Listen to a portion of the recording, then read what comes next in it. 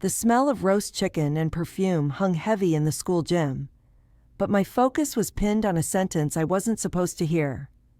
I was leaning over the dessert table at the PTA scholarship dinner when my mother's partner, Mark, laughed too loudly and said to Mrs. Calhoun, the guidance counselor, "Oh, Alex's tuition? Already taken care of. No need for the committee to waste money there." The way he said it, slow, deliberate, like he wanted the words to soak into every pair of ears within reach. My stomach cramped, not from the overly sweet brownies, but from the fact that he was lying. My tuition wasn't taken care of. I had been killing myself applying for scholarships because there was no way I could afford Middleton without them. My college fund, the one my late dad had started for me, was supposed to cover some costs, but with fees, living expenses, and travel, it wouldn't be enough, and everyone in my family knew that. Mrs. Calhoun smiled at him like he'd just announced he was curing childhood hunger, and I felt heat in my face. Why would he say that? Because this wasn't just a brag. This was a move. Middleton's scholarships were partly needs-based. If the committee suddenly believed I was financially secure, that money would go to some other kid, and I'd be left scrambling. And yet, here was Mark, grinning like he'd just saved me from a fate worse than debt. I kept stirring my soda with a straw, pretending I wasn't listening as he went on about how it's important to step up for our kids, and no parent should rely on charity. Parent. He wasn't my parent. He wasn't even my stepfather legally, just my mom's long-term partner who'd been around since I was 11. Enough years for him to get comfortable with the word, and, apparently, my money. I wanted to march over there and call him out in front of everyone, but my mother was sitting just a few rows away, looking blissed out like this was her dream man delivering her dream speech. Confronting him right there would only make me look ungrateful, maybe even selfish. So I stayed put, but my mind was already spiraling through the possibilities, through every bill, every acceptance letter waiting in my room. If the PTA believed him. And then I caught the tail end of another sentence from Mark, quieter this time but sharp enough to split me in two. "We've been managing her fund carefully. She's taken care of." He wasn't talking about helping. He was talking about controlling. His next sentence made my blood run cold, because it wasn't just a lie. It was theft in slow motion. Shall I write the next chapter? I couldn't focus for the rest of that dinner. The applause around the scholarship announcements sounded muffled, like I was underwater. My mother kept leaning over to whisper how gracious Mark sounded in his little speech, as if she couldn't tell that every word was a nail sealing me into a coffin I hadn't chosen. On the walk to the car, I replayed what I'd overheard. The college fund wasn't his to manage. Not really. When my dad died, he'd left instructions that my mother would be joint guardian of the account until I came of age. There had been one condition. It could only be used for tuition, books, or accommodation related to my studies. No loans, no investments, no family projects. I'd even had my name on the papers since my 16th birthday. I thought I understood the terms. The fund wasn't infinite. It would barely cover 3 years at Middleton, even without extra costs. That's why I'd been hitting every scholarship, every bursary I could find. The plan had always been clear. Combine the fund with the scholarship to graduate without drowning in debt. But if Mark had convinced the PTA that I was already bankrolled, my scholarship chances were already shrinking. And if he was casually discussing managing my money, what did that mean exactly? Was he dipping into it? Using it for something else? When we got home, I excused myself and went straight to my room. I dug out the folder my dad's lawyer had given me years ago. Account terms, balance sheets, deposit history. The last statement I had was from 9 months ago, showing the fund intact. I realized I hadn't seen an update since. Mark had been the one forwarding the quarterly emails, supposedly Because it's less confusing that way. I told myself I was overreacting. Maybe he just phrased it badly. Maybe the account was untouched, and he just wanted to play the hero in front of Mrs. Calhoun. But a knot in my chest told me not to let it go. And sure enough, the first sign came faster than I expected. A week later, my application fee for Leston University bounced back with a payment failed message. That fee was supposed to be covered from the fund. We'd agreed on that months ago. When I asked Mark about it, he chuckled and said, "I must have filled in the wrong payment details." Something in the way he smiled made my skin crawl. Maybe I was imagining it, until the next small mistake appeared. Shall I write the next chapter?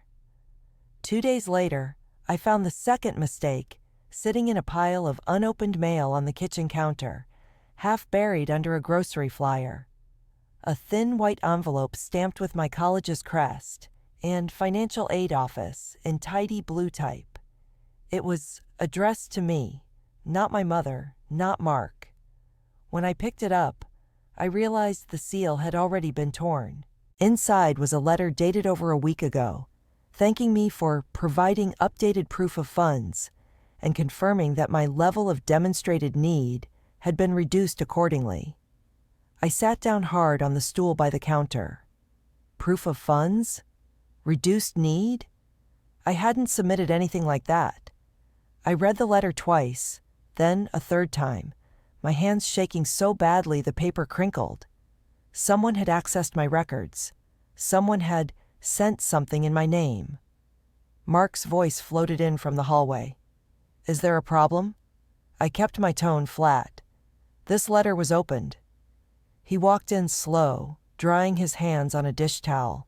His eyes flicked to the envelope in my hand, then to my face.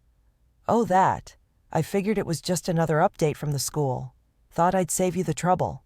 "Save me the trouble of—" "Don't get dramatic, Alex," he said with that maddening half-smile, the one that always made my mother drop whatever suspicion she might have had.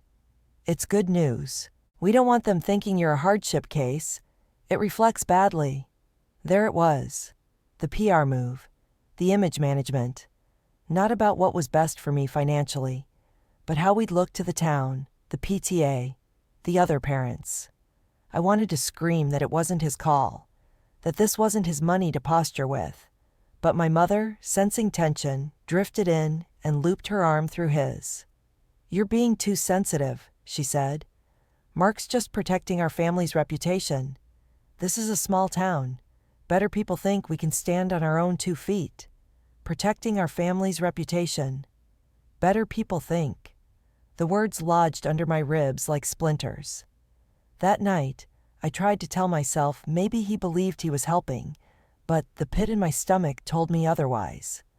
Letters from the college were being intercepted. Payments weren't going through. And now, even my supposed need was being erased on paper. By the weekend, I couldn't shake the feeling that every kindness from him came with strings I couldn't see yet. When I finally confronted him, the way he smiled told me I'd walked straight into a trap. Shall I write the next chapter? I cornered him in the living room on Sunday afternoon, when my mother was upstairs folding laundry. The sunlight was cutting thin stripes across the couch, and he was sprawled there with the local paper, the picture-perfect image of a relaxed father figure. "I need to talk about my college fund," I said, my voice sharper than I intended. He didn't look up right away, just folded the paper with theatrical calm and said, "Is there a problem?" "I got a letter from the financial aid office. Someone submitted proof of funds in my name. That someone wasn't me. My application fee to Leston bounced too. Where's the money, Mark?" He gave a low chuckle, like this was a sitcom, and I'd just delivered the punchline. "Alex, you're starting to sound paranoid. There's no scandal here. I've simply been streamlining things so you don't have to stress about the details. Colleges like to see stability." "That's not your decision to make," I snapped. "And the account? It's supposed to be for tuition, nothing else. If you've touched it? Touched it?" He laughed outright now and leaned back. crossing one ankle over his knee. I manage it. That's what responsible adults do when an 18-year-old is about to get herself buried in debt because she thinks she needs to win some little scholarship. My jaw clenched. You're making it sound like I'm incompetent when you're the one messing up my chances. Chances? He tilted his head, smiling just enough to show this conversation amused him. You've got guaranteed tuition, a good home, and respectable adults advocating for you. That's all any admissions board needs to see. Stop chasing handouts like you're desperate. It's tacky. That word, tacky, hit harder than the rest. It wasn't an accident. It was a needle, meant to keep me quiet by making me ashamed for even asking. And just like that, the goal became clear. This wasn't about protecting me financially. It was about protecting the image he'd built in this town. The generous, competent man who'd rescued his partner's child after her father died. Admitting in public that I needed aid would ruin the picture he'd been painting for years. My mother appeared in the doorway then, holding a folded towel, eyes narrowing in suspicion, but not at him, at me. Why are you raising your voice?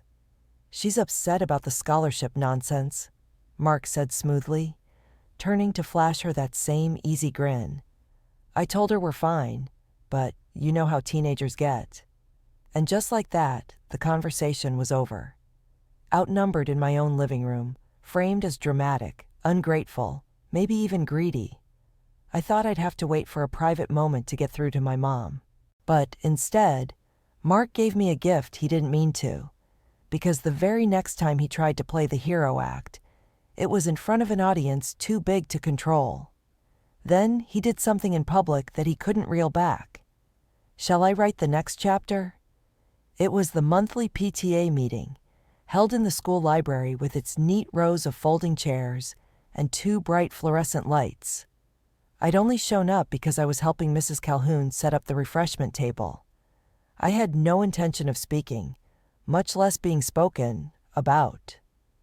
5 minutes into the meeting, Mark slipped in wearing his best blazer, shaking hands with parents like he was running for office. My mother followed 2 steps behind, beaming. I tried to stay behind the dessert trays, out of sight. But when the discussion turned to the list of students being considered for extra tuition grants, Mrs. Calhoun looked over at me, then at Mark, and asked if there were any updates on Alex's financial situation. Mark stood up, without hesitation, without looking at me. Everything's covered. No need to allocate funds our way. I'll be taking care of any gaps personally. The words echoed in that big, too quiet library. Parents turned their heads, some nodding approvingly. Mrs. Calhoun made a quick note on her clipboard. I felt every drop of blood rush to my face. My stomach twisted so violently it hurt. This wasn't just him messing with my applications in secret. He'd cemented the lie in public. Right here, in the official context that could affect my eligibility across multiple aid programs. I opened my mouth, the start of, "That's not true," on my tongue, but my mother's quick glance, a warning wrapped in a smile, stopped me cold. If I spoke now, in front of this crowd, she'd frame me as ungrateful and emotional. And objectively, who would people believe? The well-dressed, charming dad generously vowing to pay for his kid's future, or the teenage girl contradicting him? Applause broke out. Applause. Mark nodded modestly, putting a hand over his chest like this was some kind of heartfelt pledge. And the worst part? I saw how much he enjoyed it. The recognition, the whispers. He was soaking it in, already imagining the way this story would circle around town. Mark's daughter didn't even need the scholarship. That's how well he provides. By the end of the meeting, the decision had been made without another word from me. I knew my scholarship chances had just been buried under his performance.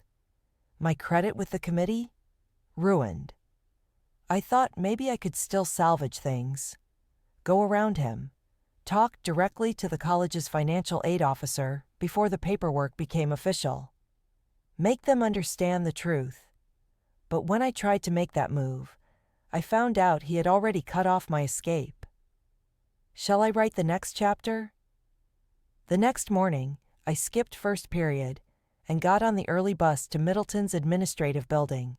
The financial aid officer, a brisk woman named Ms. Rivera, ushered me into her office with a curious smile. "I'm glad you came in," she said, clicking through files on her screen. "Though I have to admit, I'm a little surprised. Your guardian already sent everything we needed." My stomach dropped. "My guardian?" She turned the monitor so I could see. An email thread in my name, with my college's financial aid address. The subject line read, "Re-proof of funds, final documentation."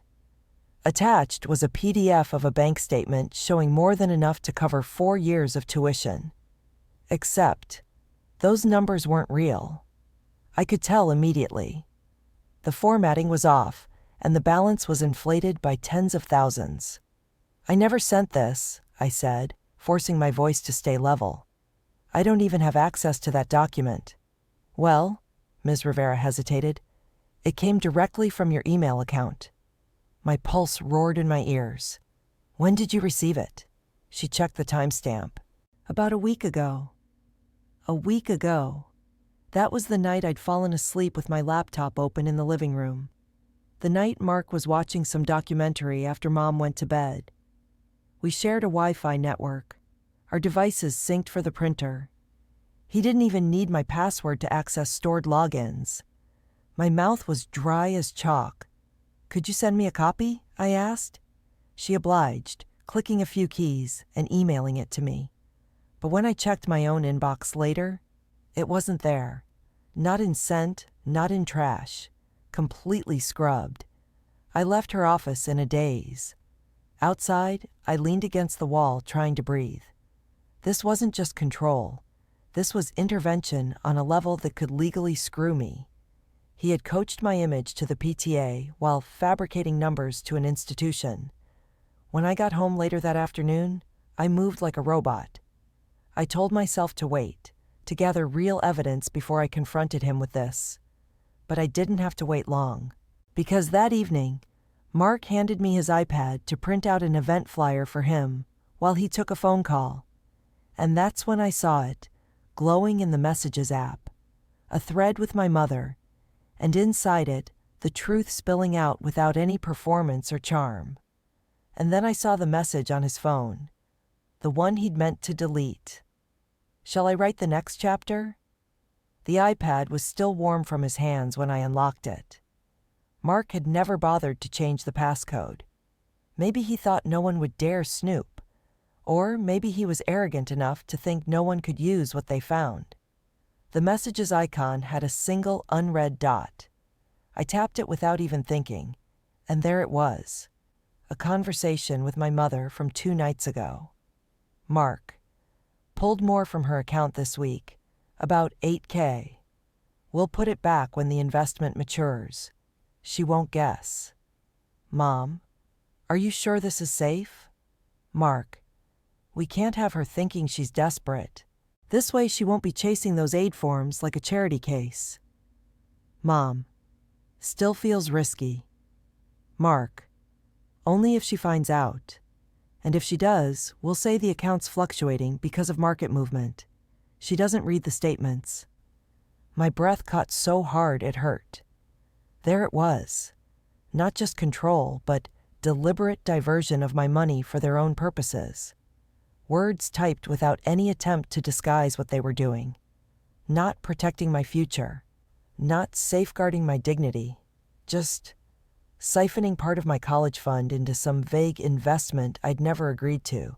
Steering my entire financial profile to fit the story he wanted to present to the world. My chest shook with adrenaline. I opened the photo tool, took screenshots of every incriminating message, and emailed them to myself, double-checking the sent folder this time. But even hitting send didn't calm the pounding in my temples. The rest of the evening was a blur. I handed him the flyer without meeting his eyes. At dinner, I barely spoke, afraid my voice would break and give me away. Once I was back in my room, staring at my ceiling with my phone clutched in my hands. The choice crystallized. This wasn't something I could quietly fix by talking to a financial aid officer anymore. This was an illegal tampering of a trust left to me by my dad. And it was happening now. Every day I waited. More of my fund could vanish into whatever scheme he was running. If I wanted my future back, I'd have to gamble everything, including the fragile peace in this house, and maybe even the roof over my head. Shall I write the next chapter? By the next morning, my decision was set.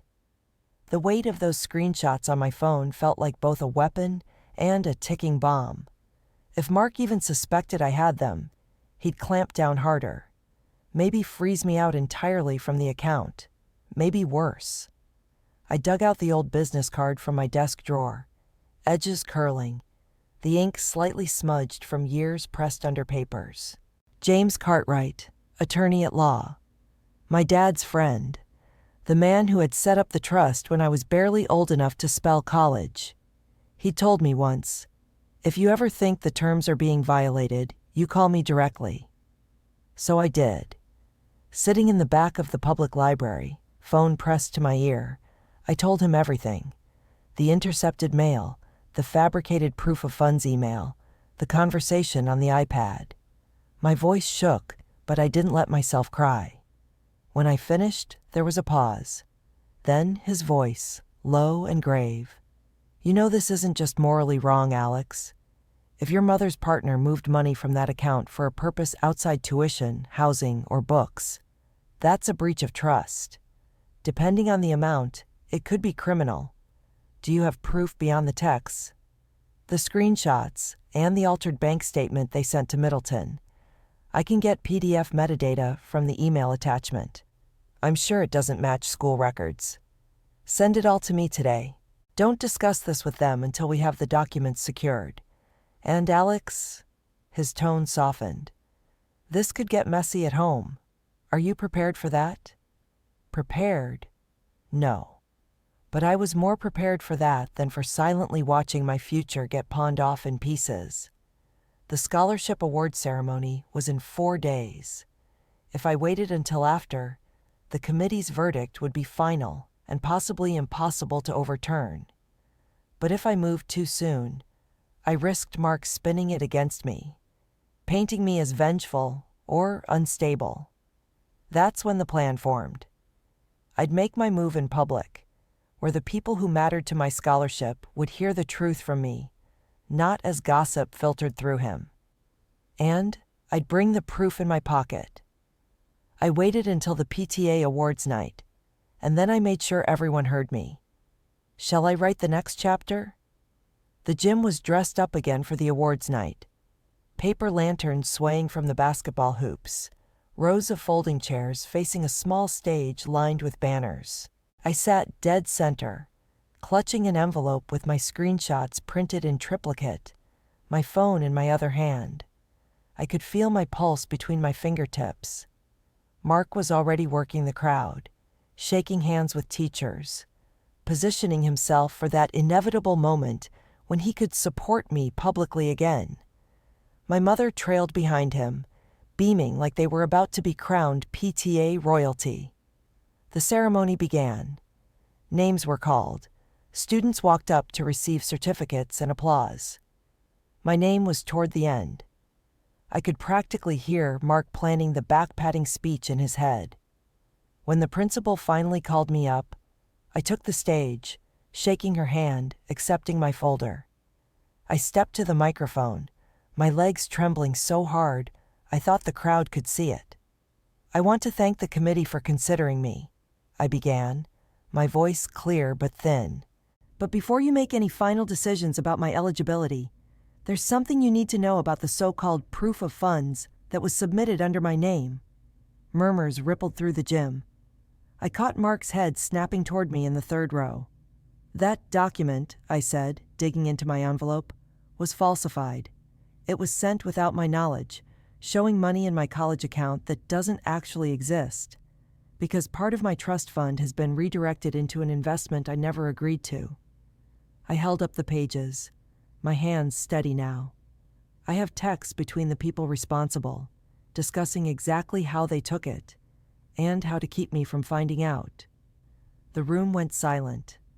My mother's face drained of color. Mark's, for the first time since I'd known him, lost that impenetrable grin. Mrs. Calhoun, wide-eyed, came forward to take the papers. She scanned the top page, then looked at me, then back at them. "Alex, we'll need to review this immediately." I could feel the heat of 100 stares on my back, but I stayed where I was. "I'm not asking for sympathy," I said. "I'm asking for the truth to be part of this process before a decision is made that could cost me my future." Mark finally stood. "This is slander," he began, but the principal cut him off, her tone like ice. "Mr. Callahan, please sit down. We will discuss this privately after the ceremony." As I stepped off the stage, my phone buzzed with a text from Mr. Cartwright. "You did the right thing. Call me first thing tomorrow." But the look on Mark's face as I passed him wasn't anger. It was panic. And panic meant there was something bigger he was desperate to stop me from uncovering. Shall I write the next chapter? After the ceremony, the crowd dissolved into tight little clusters of whispers. I could feel my mother burning a hole in my back with her stare. But she didn't approach me. Not yet. Mark, on the other hand, completely vanished. One moment he was by the stage doors, the next he was gone. I didn't need to guess where he went. That panicked look had told me everything. My accusations had hit something raw, something that could unravel more than a few missing $1,000. The next morning, before I'd even rolled out of bed, Mr. Cartwright called. "Alex, I spoke with the Trust's holding bank. There's been more than one withdrawal outside the permitted purposes. And here's the kicker. One of them was used as collateral for a personal loan in Mark's name." My throat tightened. "Collateral? Meaning if he defaults, your trust could lose those funds entirely. It's a violation in every sense," he said grimly. "We're filing an emergency motion to freeze the account before more damage is done. In the meantime, do not give him any paperwork or access codes, even if your mother asks on his behalf." I hung up in a daze. The reality landed hard. Part of my father's legacy was already tangled in his debts, and if I hadn't acted when I did, there'd be nothing left by the time I packed for college. When I came downstairs, Mark was at the kitchen table, phone in hand, jaw tight. His voice was low and clipped. "Doesn't matter, just move it before—" "No," I said today. The moment he saw me, he ended the call without a goodbye. "You've embarrassed this family," he said flatly. "Do you have any idea how many people were there last night? Do you think they'll ever look at you without remembering you humiliated your mother?" I stood my ground. "Do you have any idea how much of my trust you've gambled away? Because Mr. Cartwright does, and so will the court." His eyes narrowed, flicking with a calculation I'd seen before. The look he gave before lying. But this time, it didn't land. The balance had shifted. He knew it, and I knew it. By the afternoon, Mr. Cartwright emailed me a confirmation. The trust was frozen pending investigation. That meant no more withdrawals, but also no immediate access for me. I'd get what was left back eventually. In the meantime, the scholarship committee, having been given the truth, reinstated my eligibility. I'd won part of the war, but there was one more encounter I couldn't avoid. Because when my mother knocked on my bedroom door that night, I didn't know if she came to apologize or attack. "Shall I write the next chapter?" She stepped inside without waiting for me to say, "Come in," closing the door softly behind her. In the dim light of my desk lamp, her face looked older than I remembered, as if the last 24 hours had carved new lines into her skin. "We need to talk," she said, her voice quiet but taut. I braced myself. If this is about what I said at the ceremony, it's about how you did it, she interrupted. In front of the whole town? You could have come to me. I stared at her. I did come to you, weeks ago. You called me obsessed with money. She hesitated, shifting her weight. You blindsided me. You blindsided him. That set my temper sparking. He was taking my money, Mom. You knew. I saw the texts. Her mouth tightened, but her eyes darted away for just a moment. A flicker of shame.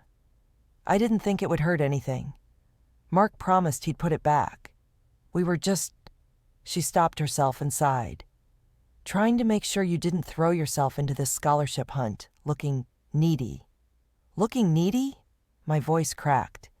Do you realize that what you call not looking needy could have cost me Middleton entirely? And now I can't even touch part of Dad's trust for months because of what you let him do. That finally landed. Her shoulders slumped, and when she spoke next, it was softer. I made a mistake. I thought he'd be different with you. He's not. We sat in silence for a long moment, the air heavy between us. He'll be moving out soon, she said finally, almost to herself. He's already packed some things. It wasn't the sweeping apology I might have dreamed of, but it was the first admission she'd made that his reign in our home was ending. I felt the knot in my stomach loosen, just a little. In the weeks that followed, Mark's name disappeared from the PTA mailing list. The lawyer kept me updated on the court's progress. Eventually, the remainder of my trust was placed directly under my name, with Mr. Cartwright listed as co-trustee until I turned 21. My scholarship came through, enough to bridge the gap so I could pack my dorm room with certainty. And maybe the victory wasn't just the money or the scholarship. It was the fact that I had stood up, in public when it mattered most, and refused to let someone rewrite my story to suit their ego. I'd drawn a boundary, and he'd learned the hard way that my future was not a prop.